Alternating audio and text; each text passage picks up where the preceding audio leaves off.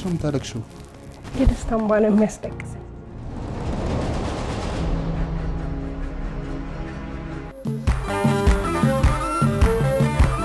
ተወልጄ ያደግኩት ኮምቦልቻ ነው። ልጅነቴ በጣም ደስ ይል ነበር። በአያት እጅ ነው ያደግኩት። ብዙ መልካምነትን ከሷ ተምሬያለሁ። ጥሩ ልጅነት ነበረኝ። 7ኛ ክፍል እያለሁ እማዬ በጣም ያማት ነበርና አረፈች።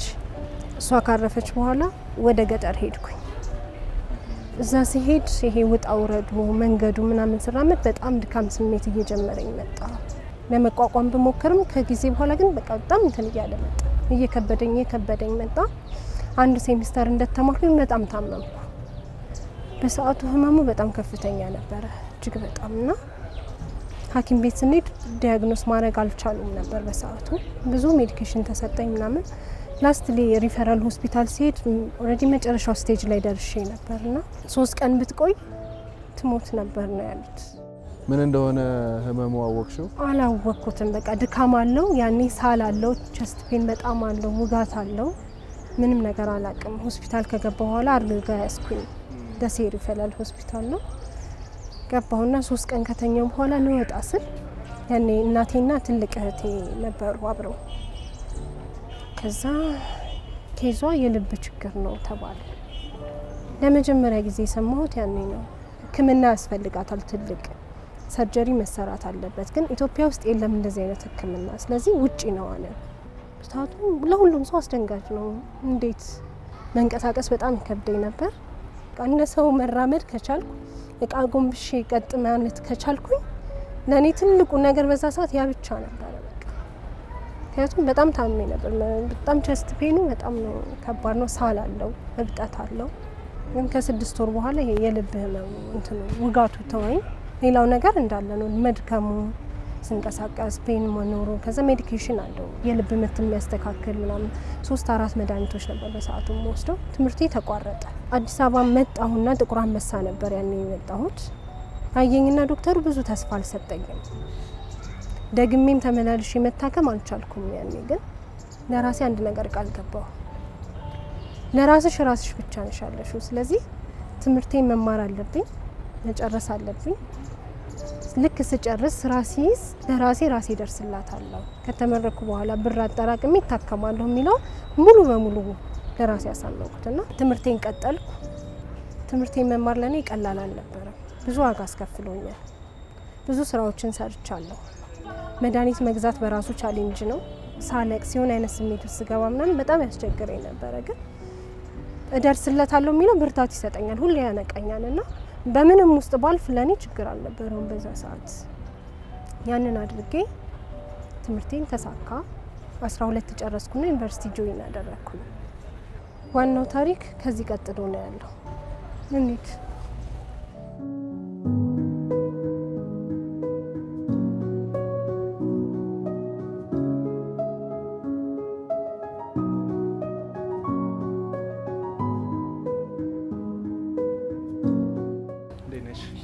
ቀጣይ የምነግርህ ታሪክ ከሷ ጋር የሚገናኝ ነው። ትዕግስት ትባላለች።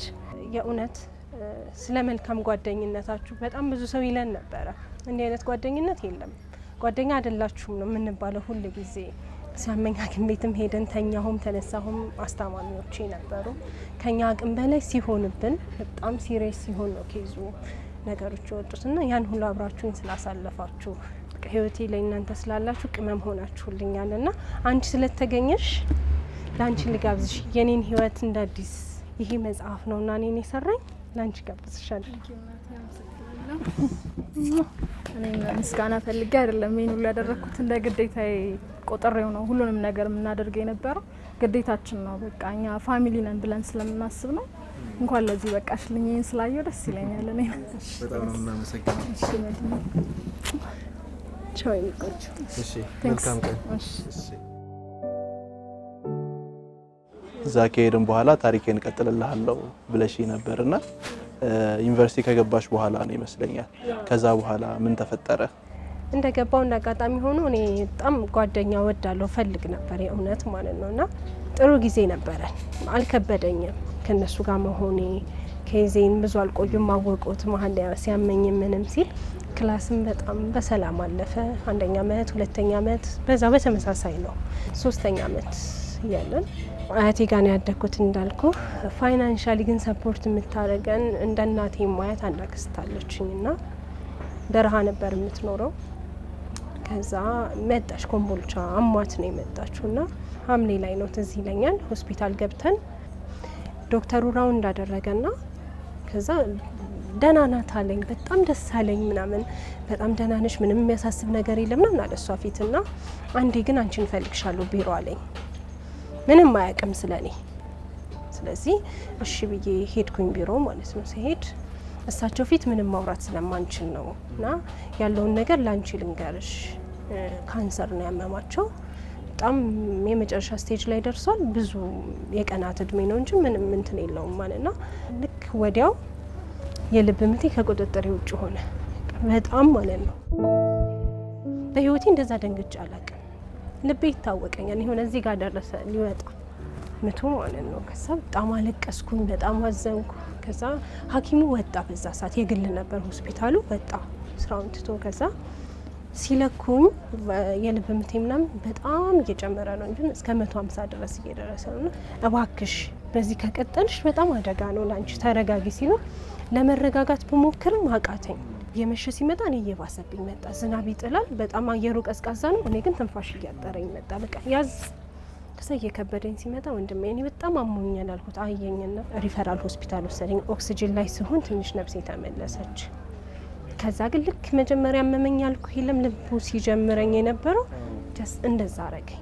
መነሳት እየከበደኝ መጣ። ይሄ ውጋቱ ክሪቲካል ሆነ ኬዙ። በቃ ታከምኩ። አዩኝ ምናምንና ሜዲኬሽን ነው የምወስደው አለኝ ስቲል ያኔም። ከዛ ግን ምንም ለውጥ እያመጣሁ አይደለም፣ መዳን አልቻልኩ። ስራመድ በፊት አቀበት ምናምን ሲሆን ነበር የሚደክመኝ። ያኔ ግን ኖርማል መንገድም እየደከመኝ መጣ፣ እያቃተኝ መጣ። ታማሚ ሆንኩ፣ እሷም ታማሚ ሆነች። ምን ይኮን? ከዛ ግራ ሲገባቸው ገጠር ሄደች እሷ። እኔ አላቅም፣ ጎኗ አይደለሁም። እኔ መሄድ አልችልም፣ ጭራሽ አይታሰብም። ስለዚህ በጣም ሰው ምን መፍራት ጀመረ። ደግሞ ሞተችን ስትሰማ ይች ልጅ እንድትሞት ነው የሚለው። ምክንያቱም ትሞታለች ኦልሬዲ ብሎኛል ዶክተሩ። መትረፍ አልቻለች። ቀሱ አረፈች፣ ሀዘኑም አለፈ አብረን። ግን እኔ እንዳልኩ እየባሰብኝ መጣ፣ እየባሰ። ከዛ ደረሰ መስከረም። ብዙ ለውጥ የለውም ግን ተመራቂዎች ነን፣ ገባን ወደ ግቢ። እነትጂም አሉ፣ ሁላችንም ተመለስን። ግን ምን እየሆነ መጣ? ያን ያህል ተስፋ እያየሁ አይደለም። በጣም ይደክመኛል። በቃ ግቢም ገብቼ ተመራቂ ነኝ ስጓጓለት እድሜ ልኬን ስፈልገው የነበረው ጊዜ ደረሰ። እኔ ግን እንደ በፊት ሆኜ መቆየት አልቻልኩም። ከአቅሜ በላይ ሆነብኝ ህመሙ። እዛ በጣም አምርሬ ያለቀስኩኝ። ያችን ባይ አምላኬ ጋር እንደደረሰች አምናለሁ የዛች ቀንና እስከ ዛሬ ድረስ ታግያለሁ ለ8 አመታት ያህል። ግን አሁን ከአቅሜ በላይ ሆኗልና እባክህ አሁን የመጨረሻ መፍትሄ ነው የምፈልገው። እንዴት እንደሚሆን አላውቀውም፣ ግን አምላኬ እባክህ የሆነ መፍትሄ ይፈልግልኝ ብዬ ይዛለት አልቅሽ። ለመጀመሪያ ጊዜ ስለኔ ሕክምና መወራት ተጀመረ። እስኪ ሞከር ትሄድ አዲስ አበባ ተባለ። ከዛ እስኪ መጀመሪያ ያለው ኬዝ ይታወቅ ተባልና ጥቁር አንበሳ መጣው። የልብ ምርመራ የሚታወቀው በኢኮካርዲዮግራፊ ነው። እሱ ከታየ በኋላ ነው ኬዝ ምንድነው ዲያግኖስ የምትደረገውና እሱን ለማየት 2 ወር ቀጠሩኝ። ጥር 12 ነይ ኢኮ ለመነሳት ተባልኩ። እንደ አጋጣሚ ትናንት የሆነ ቢሮ ገብተን ከአንድ ሰው ጋር ያገኘሁት ሰው ነበርና ቀጥ ብዬ ሄድኩኝ። እሱ ጋር ያለኝን ነገር ነገርኩት፣ አመጣጤን ምን ላይ እንደሆን፣ ተመራቂ ተማሪ እንደሆንኩኝ፣ ግን ተስፋ እያጣሁ እንደሆነ በቃ የምትችለውን ያህል እርዳኝ ስለው ማን ነው ዶክተሩ ላይሽ ነበር ሲል ዶክተር ዱጁማ አልኩት። እሻልና ወዲያው ደወለን። ይዛው ቁጭ ብዬና እንደዚህ አይነት ልጅ አይታችሁ ነበርና እንደዚህ ብላችኋታል ሲለው አዎ አለ። አስታወሰኝ ደግሞ ግን እባክህ በጣም ተች የሚያረግ ሂስትሪ ያላት ልጅ ናትና እባክህ መርዳት የምችለው ማክሲመም አርግላታለሁ። እሺ ነገ ጧት ትምጣ አለው። በማግስቱ ባለኝ ሰዓት ሄድኩኝ። ያገኘሁት አየኝና 4 ቫልቭ ነው ያለን። ከ4 ውስጥ የኔ 3ቱ ተጎድቷል። በጣም ልርዳሽ ካልኩኝ ማድረግ የምችለው አለኝ ቦርድ እንዲጻፍልሽ ማድረግ ነው፣ ውጭ መታከም ነው ያለብሽ። በጣም ያለቀስኩት፣ በጣም አዘንኩ። ማለት በምን መንገድ ነው ይሄ የሚሳካው? አስተዳደር ሰራተኛ ነበረ። ደወልኩና እንዲህ እኮ ተባልኩና ምስለው ወይ ይሄ ትንሽ ይከብዳል፣ አላሰብነውም እንደዚህ እና እኔ እንጃ እንዴት እንደሚሆን በጣም ከባድ ነው አለኝ። ከዛ ሌላ የተማሪዎች ህብረት ደሳለኝ የሚባል ልጅ ነው ደወልኩለት እና እንዲህ እኮ አሉኝ ምን ይመስላል ለቦርድ ይጻፍልሽ አሉኝ ሲለኝ አጽፊው አለኝ። እንዴትም ብለን አንቺን ማሳከም አያቅተንም በቃ ምንም አድርገን ይሁን እንዴትም ተለምኖ ይሞላል ብሩ አጽፊ አለኝ። ወደ ቦርድ ሄደና 15 ቀን ይፈጅ ነበር ግቢ ደርሼ ተመልሼ መጣሁ። የሚገርም ነው ምን ያህል ጨለማ ውስጥ ብንሆን ብርሃን የሚሰጡ ሰዎች አሉ። እሱ ምንም ባያረግ እንኳን ባይችል እንኳን ለኔ ግን መንገድ አሳየልኝና በጣም ነው የማመሰግነው። ማለት ልቡ ብርሃን ስለሆነ ብርሃኔን አብርቶልኛልና ቦርድ ከ15 ቀን በኋላ ቀረብኩኝ። ገባሁና አዩ ኬዙን ምናምንና ብሩ አለሽ አሉኝ። ብሩ ቢኖረኝ እኮ እዚህ አልመጣም። የእናንተን ወረቀት የምፈልገው ብሩን ለማግኘት ነው አልኳቸው። እና ይሄ ወረቀት እኮ በ3 ወር ፌል ያደርጋል። ስለዚህ ታገኛለሽ እስከ 3 ወር ሲሉኝ ወዲያው በውስጤ ምን አልኩኝ? እዚህ ጋር ያቆመኝ ማን ነው? ለምን እዚህ ድረስ ደረስ? ይሄ ሁሉ አመቶች ለምን አለፉ? ባይሆን ኖሮ በእርግጠኝነት እዚህ አልመጣም ነበር ልኩና አዎ አገኛለሁ አልኳቸው። እሺ አሉና የቦርድ ወረቀቱ እዛ ጋር አለቀልኝ። ተመልሼ ወደ ግቢ መጣሁ። ቤተሰቦቼ ጋር መሄድ አልቻልኩም። ይሄ የብሩ መሰብሰብ ሂደት ይመጡ ነበር። ግቢ በመሰረቱ ብዙ ህግ ተጥሷል በእኔ ምክንያት። እንዳይደብረኝ ተብሎ እንዳለ ቲሙ ተሰብስቦ ሄዶ የሚያመሽ ነበር። ወንድ የለ ሴት የለ፣ ሁሉም ሰው አቴንሽኑ እኔ ላይ ነበረ። መጀመሪያ ምንድን ነው የተደረገው? የሆነ የስብሰባ ብር ነበረ የተማሪዎች ገብተን አይደለ 270 ሺህ ይመስለኛል ያኔና ፒቲሽን ሲሰበሰብ ሁሉም በደስታ ነበር። ግቢ ላይ 1 ብር ብርቅ ናት እናቃታለሁ። እኛ ሻይ ለመጠጣት 1 ብር እየቸገረን የሳንቲም ለቃቅመን የምናረግባት ብዙ ቀን አለች ከጓደኞቼ ጋር። ግን ያችን ብር ቆይ ለኛ ያጓጓናል ብሎ ያለ ተማሪ አልነበር። በደስታ ነበር ፒቲሽን ተሰብስቦ እሺ ብለው ለኔ የተደረገው። ሌላ ደግሞ እናት አዩ ፎቶዬን ውጪ ላይ ተደጥፎና ሲያዩ አይ ቆይ እስኪ እንሂድና ማድረግ የምንችለው ምንድን ነው ብለው አውርተው ምናምን መተው አንድ ቀን አዩኝና በራሳቸው ምን አረጉ? እኛ በራሳችን የራሳችንን ድርሻ እንወጣ፣ ብር መሰብሰብ አለብን። ውጭ ላይ ደግሞ ኮምቦልቻ ተምሬ የለ ብዙ ልጆች ያቆኛልና ከስር ቲም ሆነው በየሀገሩ እየዞሩ እዛ አካባቢ ብር ሰበሰቡ የድርሻቸውን። እንደዛ ተደረገ። ያ ብር እስኪሟላ ድረስ እኔ ሰው ፊት ቀርቤ አላቅም፣ ሄጄ አላቅም፣ ምንም ነገር አላልኩም። እነሱ የሚያስፈልገው ያም ከሚያስፈልገው በላይ አድርገው ሬዲ ያደረጉ ማለት ነው። ለመሄድ ሲባል ቤተሰብ አለ እዚህ የኔ ፐርሰናሊ ግን ቤታቸው ብዙ ለታክሲም ለምንም አይመችም። እኔ ደግሞ መራመድ ነው ብዙ ችግሬ፣ እንዲህ ከአንድ ቦታ አንድ ቦታ። ከዛ ዲስከስ በቃ እነዚህ እናትም አዲሱ ክሩም የኔም ጓደኞች በቃ እንደ ትልቅ ኢሹ ቁጭ ይባልና ሁሉም እንደ ስብሰባ ነበር የሚደረገውና ሆቴልያ ሲባል እናት የኔ ቤተሰቦች አሉ አለች፣ ከተመቻት እኔ ጋር ማረፍ ትችላለች ጠይቃቸውና እነማሚን አለች። ከዛ በየቀኑ ለካ ትደውልላቸዋለች። በየቀኑ እንዲሆነ እኮ ብታዩት እኮ በጣም ነው የምታሳዝነው እንዲኮን እና የሚያቁኝ ያህል ነው ፊልም የሚያደርጉት እነሱ ይነገራቸዋል። ሁሌ ማታ ማታ በተደወለ ቁጥር እያለቀሰች ነው ስለኔ የምትናገረው በየቀኑና ያን ሲሰሙ በቃ እሺ ትምጣ ነው ያሉት ሁሉም።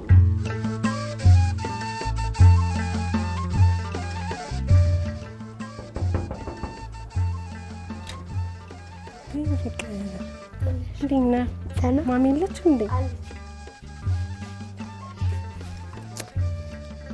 ደህና ነሽ? እንዴት ነሽ? ደህና ነሽ?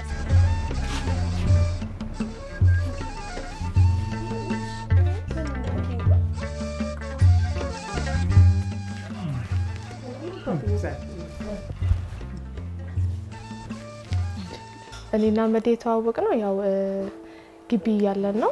ግቢ አብረን እየተማርን እያለ በአንድ ብሎክ ላይ ነበርን ያለ ነው። እኔ ብቻ ሳይሆን ሌሎችም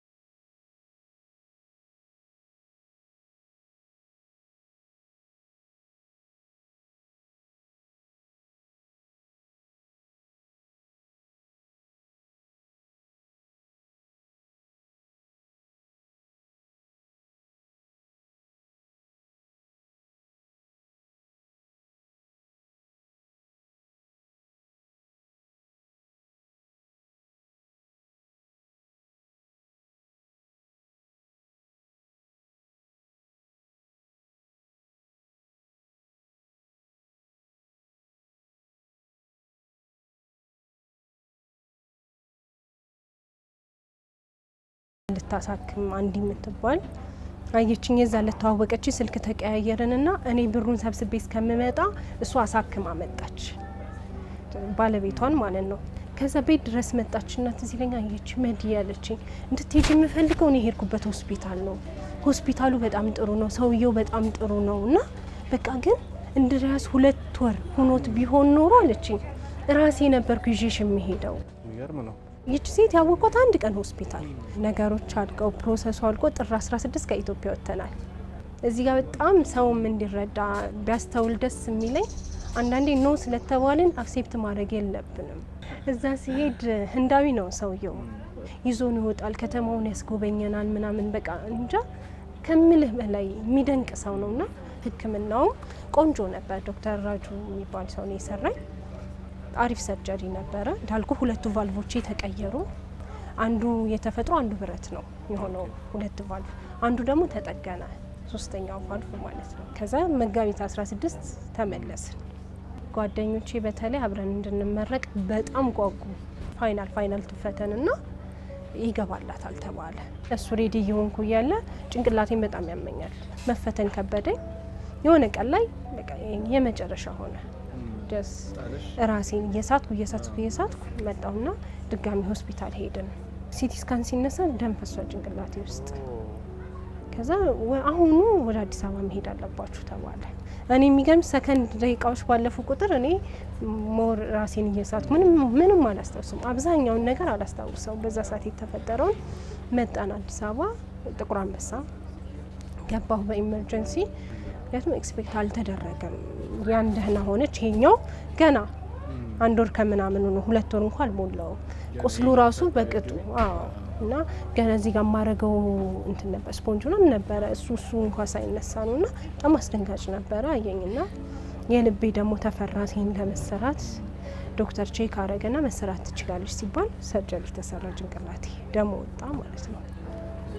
ከዛ ትምህርቴን አቆምኩት። እኔ በቃኝ፣ ከዚህ በኋላ ምንም አላስብም፣ ኔክስት ይር መማር እችላለሁ። ይሄ ዊዝድሮ ሞላሁ ማለት ነው። ተመራቂ ተማሪ ያለው የዛን አመት ጓደኞቼ መጥቼ ግን ደህና ሆኜ ቤተሰብ ጋር ተመጥቼ ጓደኞቼን አስመረኩኝ። በጣም ደስ የሚል ጊዜ ነበረ። ኔክስት ይር ክላስ ጀመርኩ። ግን ትንሽ እየቆየ የመድከም ስሜት መጣ። ምንድን ነው እያልኩ ፈርስት ሴሚስተር አልቆ ብሬክ ላይ አዲስ አበባ ለቼክአፕ መጣሁ። ካርዲያክ ከተቀየረው ውስጥ አንዱ ጠባለች ትንሽ የተሰራውና እንትኑ ማለት ነውና አንድ ሰርጀሪ ሳያስፈልግሽ አይቀርም አሁንም ማለት ድጋሚ ማለት ነው። ሁለተኛ ገና 1 አመት አልሞላውም። መስማትም መቀበልም ከበደኝ የእውነት ማለት ነው። ይሄ ሁሉ ነገር ለምን በእኔ ላይ ይሆናል? በጣም ግራ ጋብቶኝ ነበርና ሰው ሁሉ ወደ ውጭ ሲሄድ ማንም ኤክስፔክት አላረገም ትመለሳለች ብሎ ፈርቶ ነበር። በቃ እንደው እንሞክር ዝም ከሚባል ግን ድና ትመጣለች በፍጹም። እኔ ልብ ውስጥ ደግሞ ቅንጣት ታክል ፍርሃት አልነበረም። ግን እቺ ሁለተኛ ሰርጀሪ ሲባል ፍርሃት ውስጥ መጣና መሲና አንድ ቀን እኔ መስፈራሁኝ። አንድ ቀን ጧት ስነሳ ሞቼ እንዳታገኙኝ አልኳት። በጣም እያለቀስኩና መዲያምሻል አለች። መሞት ቢኖርብሽ ነው ለምን እነዛ ሁሉ ቀኖች አለፉ? በዛ ላይ አንቺ ነሽ የምትይው የሰው ልጅ አፉን ፍሬ ይበላል ሁሌ ታያለሽ። ለምንድነው ፍሬሽን ለመብላት እንደዚህ የምትይው ስትለኝ ወደ ውስጥ አካረኩኝ። እውነትሽን ነው በቃ ሶ የሁለተኛውን ሰርጀሪ ራሴን ማሳመን ጀመርኩ። ለሱ ሬዲ እያረኩኝ ግራጁዌሽን ደረሰ። በጥሩ ሁኔታ ተመረኩ። በጣም ደስ የሚል ጊዜ ነበረኝ። ተመርቄ ወደ አዲስ አበባ መጣው። ስራ ብዙ አልቆየውም። ካርዲያክ ሴንተር ነው ጆይን ያረኩት። ጥሩ ጊዜ ነበረኝ እንዳልኩ። ሁለተኛው እንዳለ ሆኖ በቃ እዛውም በቅርበት ስለሆንኩ በደንብ ይከታተሉኛል ዶክተሮቹ ምናምን አሪፍ ነበረ። እናት ጋር ነው ስራም እንደጀመርኩ በቃ ብሬክ ከሆነ ምን ተፈጠረ እዛ ነኝ። አዲስ አበባ ከመጣው እዛ ቤት ነኝ። እዚህ ስራ ሳገኝም እዛ ነው ኦልሬዲ አይደል። የምር ግን አመሰግናለሁ ከልቤ ስለ መልካምነታችሁ። እናንተን የመሰለ ቤተሰብ ስላገኘሁ እጅግ በጣም ደስተኛ ነኝ፣ እድለኛ ነኝ። ሁሉንም እግዚአብሔር ነው ያደረገው። እግዚአብሔር እንኳን ለዚህ አበቃሽ። አመሰግናለሁ ቦቢ። ጤናሽ ይስጥሽ። አሜን። እኔ በተጠራሁበት ሁሉ እናንተ አላችሁ። እኔ በተነሳሁበት የኔ ስኬት ውስጥ የእናንተ እጅ ትልቅ ነውና ከልብ አመሰግናችኋለሁ። ልጃችን ነሽ።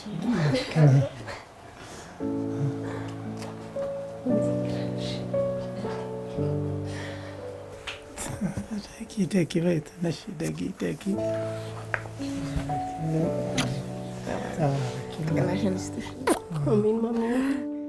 መዲ እንግዲህ ከልጃችን ነጥለን ማናያት ናት። ጓደኛዋ ብትሆንም እሷም የመጀመሪያ ልጅ ናት ማለት ነው። ፈሪሃ እግዚአብሔር ያላት ልጅ ናትና እግዚአብሔር ያሰበችውን ሁሉ ያሟላላት፣ ሙሉ ጤናዋን ይስጥልን ፈጣሪ አምላክ።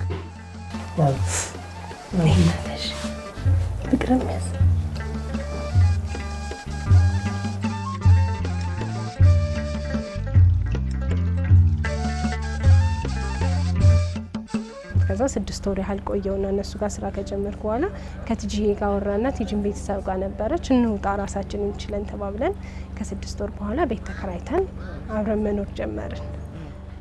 እንዳልኩ ሰራ የነበረው ካርዲያክ ሴንተር ነው። ባለቤቴንም እዛው እያለሁ ነው የተዋወቁት ከሱ ጋር ምናምንና ሁለተኛው ሰርጀሪ ያስፈልጋል ተብሎኝና እኔም በጣም ድካም ስሜት ይሰማኛል። ህመሙ ድካም ነበር ሙሉ ለሙሉ። ይሄ ሁለተኛ ከተባልኩ በኋላ በቃ ዛል ነው ምናምንና ካርዲያክ እየሰራሁ በቃ በጣም ተጨነቁ ሁሉም በዛን ሰዓትና ከውጭ ቼኖፎፕ ይባላል ከነሱ ጋር ተደርጎ ካርዲያክ ሴንተር እድሉን አመቻቸልኝ የህክምና ሁለተኛ ሰርጀሪ እንዳደርግ ማለት ነው። እኔ በጣም ኤክሳይትድ ሆኜ ነው የጠበቅኩት ሁለተኛውን ሰርጀሪ። እንደ ሰው ካልኩሌት የምታረገው ነገር አለ አይደል? ፕላስ አግብቻለሁ። ባለቤቴን ስለሱ አስባለሁ። ድሮ ብቻዬን ነበርኩ ችግር የለውም። አሁን ግን ስለሱ አስባለሁና በጣም ኤክሳይትድ ሆኜ ሬዲ ሆኜ ለሁለተኛው ሰርጀሪ ሄድን። ተያይዘን ሙሉ ምርመራ ካረጉ በኋላ አሁን መሰራት የለበትም። እጅግ በጣም ነው ያዘንኩት እውነት ለመናገር። ማለት ትሞቻለሽ የሚባል ዜና በሰማው ላይ እንደዛ መሆን አልመሰለኝ። በተለይ እንዳልኩ የባለቤቴ ጉዳይ ከሱ እየተደበቅኩ እሱ ፊት ሰው እንደህና ለመሆን ሞክራለሁ፣ ግን እየተደበቅኩ በጣም አለቅሳለሁ ምናምን። እሱ ደግሞ እሺ ለበጎ ነው ሁሉም ነገር ችግር የለውም ነበር የሚለውና ስራ ከጀመርኩ በኋላ ከወራት እድሜ በኋላ ከባለቤቴ ጋር ተዋወቅን። ስንተዋወቅ ሁሉንም ነገር ያውቃል። አክሴፕት አድርጎ ተጋባን። 6ኛ ወራችን ላይ ከተጋባን በኋላ ለሰርጀሪ ወደ ውጭ ሄድን። የገረመኝ ምርጫ ነበረው ያውቃል። አብሬው ሆኜ እንዲህ አይነት ነገር ሀፕን ቢያደርግ ኢትስ ኦኬ አብረን ስለሆንን አብረን መከራውን እናልፋለን ይባላል። ይሄ ግን የሆነው እያወቀ ነው እኔ ጋር የመጣው። እኔ በሆነስ አደርገዋለሁ ወይ ብዬ ሳስብ ሁሌ ይገርመኛል። እምነቱ፣ ጥንካሬው እና እጅግ ያስደንቀኛል። በቃ ከዛ ሄድን። ሙሉ ምርመራ ከተደረገልኝ በኋላ ኖ ተባለ፣ ይቆይ ሰርጀሪው። ከዛ እኔ በጣም አዘንኩ፣ በጣም ሳለቅስ እሱ ምንም በቃ ኢትስ ኦኬ ሁሉም ነገር ለበጎ ነው ችግር የለውም ቀስ ብሎ ይሆናል፣ ፍርሃት አላይበትም። በጣም ደነቀኝ። ከዛ ተመለስን፣ አብረን መኖር ጀመርን።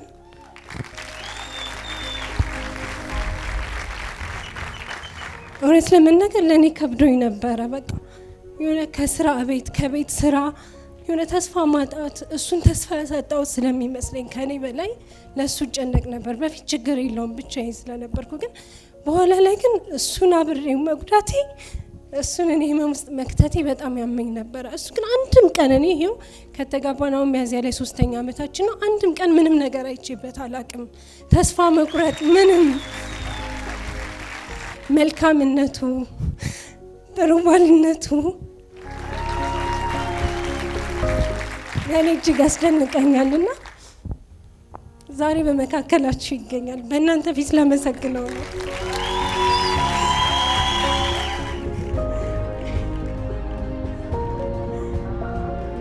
ለቤተሰቦቼ መልካም ልጅ ነህ፣ ለወንድሞቼ መልካም ወንድም ነህ፣ ለእኔ ደግሞ መልካም ባል፣ መልካም ጓደኛ፣ መልካም የትዳር አጋር፣ የነጻነቴ ጥግ፣ ሰላሜ፣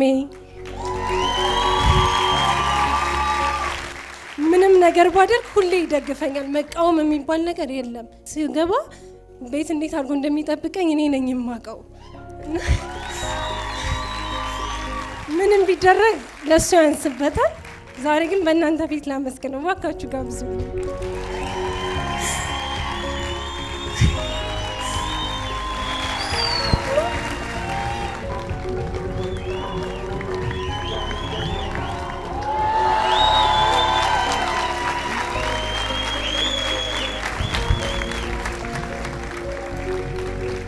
ባሌ ስለሆንክ እድለኛ ነው። የእውነት ለመናገር እኔ እንደዚህ አሁን ዛሬና ስትለኝ እንደዚህ ድንገተኛው ነገር ላይ እገኛለሁ ብዬ አላሰብኩም። ኖርማሊ የጤና ባለሙያ ነኝ፣ በሙያዬ ነርስ ነኝ። ጥቁር አንበሳ ነው የማገለግለው። ማንም ሰው ላይ ሀፕን ሊያደርግ የሚችል ነገር ነው ይሄ። ማናችንም ዛሬ ጤነኛ መሆናችንን ማሰብ የለብንም። ነገም እንደሚያጋጥምን አናውቅም እና እኔ ምንም ነገር ያደረግኩት ነገር የለም። ለእኔ እንዲደረግልኝ የምፈልገውን ነገር ነው ያደረግኩላት እና እሷ ነገሮችን በተለየ መንገድ ስለምታይ ነው ይሄን በዚህ መልክ የገለጸችው እንጂ እኔ ያደረኩትም አይመስለኝም። ኢቭን እሷ ስታወራው ማለት ነው። ከዚህ በላይ የተሻለ ስኬት እመኝላታለሁ። የምር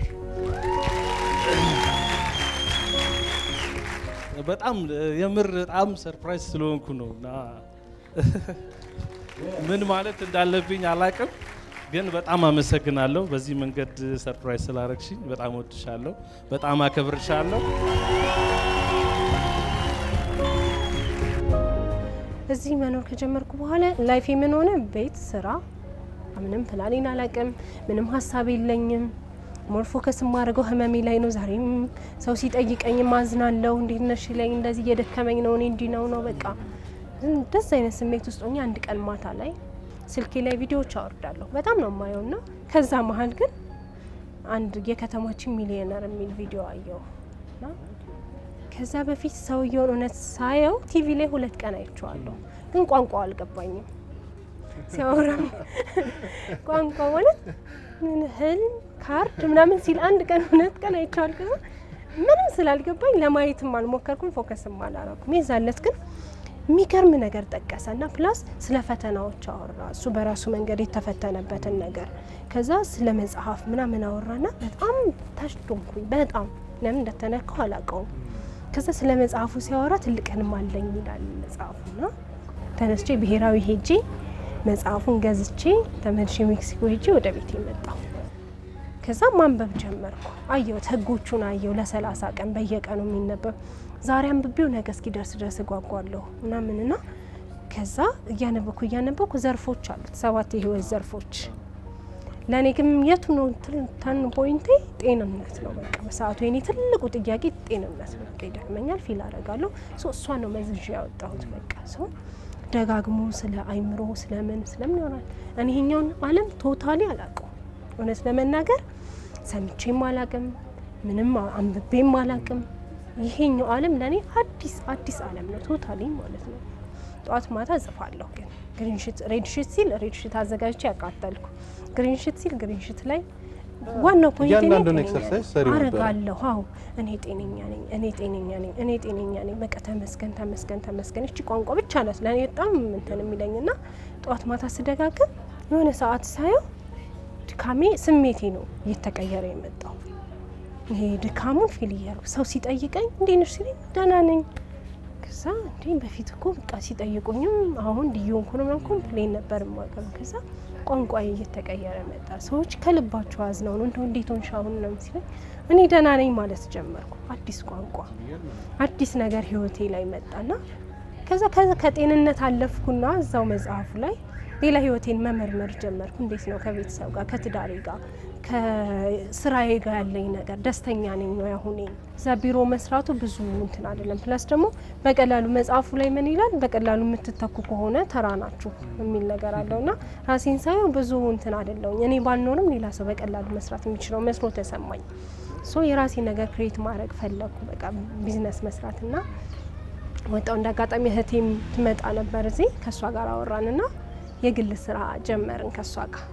ክላሱን መውሰድ ስጀምር ክሊር አድርጌ ህልም ክሬት ማድረግ ጀመርኩ ማለት ነው። ምንድነው ህልምሽ? ትልቁ ህልሜ የሊያት ቢዝነስ ግሩፕ መስራችና ባለቤት እንዲሁም በዓለም ላይ ተጽዕኖ ፈጣሪ ተናጋሪ ሴት ነኝ። በጣም ደስ ይላል። ዛሬ እዚህ ደርሻለሁ። እግዚአብሔር ደግሞ ትልቅ ነገር እንዳደርግ ሺዎች ለኔ ብዙ ዋጋ ከፍለዋል። እኔ ደግሞ ለሚሊዮኖች መትረፍ ነው ህልሜና እሱን እንደማደርግ እርግጠኛ ነኝ። ለዚህ ስላበቁኝ በጣም አመሰግናለሁ። ድንቅ ነኝ።